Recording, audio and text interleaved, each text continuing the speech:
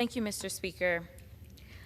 I rise on behalf of the 19 children and 2 teachers murdered in Uvalde, Texas, 1 year ago today. One excruciating year has passed for the families of those we lost at Robb Elementary that day. A year of empty childhood bedrooms and vacant desks where a child should be. 1 full year, and what do we have to show for it? What has this legislative body done to answer the pain of these parents with policy? I ask myself this: have we passed any measures on this floor that will stop the next Uvalde? The answer to that is an obvious no, we have not.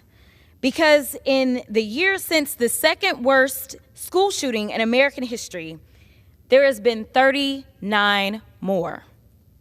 My district is about 355 miles north of Uvalde, but the horror of that day haunts every Texan as if it happened right next door.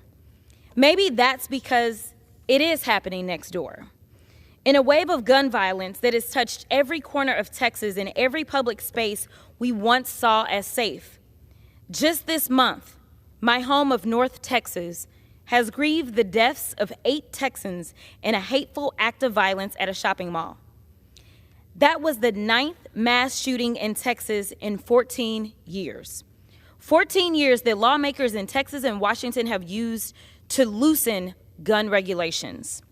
Well, I'll tell you something. As a Texan and as an American, I'm tired. I'm tired of being traumatized. Texas is tired of the terror. It is time to do our jobs and legislate instead of pontificate. The 21 Texans ripped from their families last year deserve more. The people of Uvalde who have grieved and cried and demanded change deserve more. I hope we don't come back here in a year with the same amount of nothing to show for these grieving families.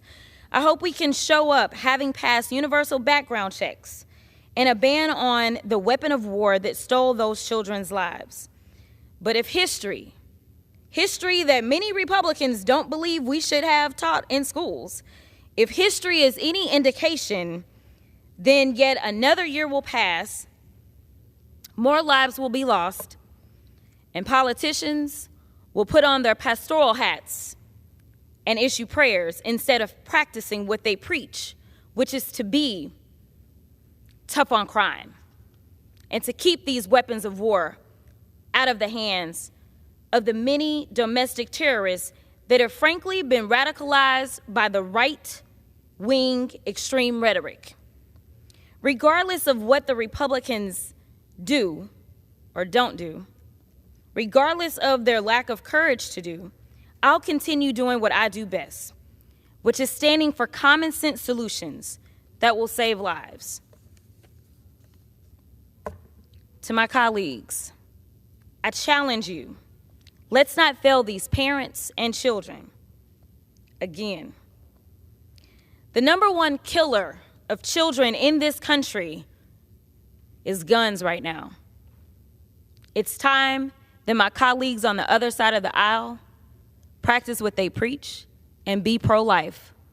Let's save some lives. With that, I yield.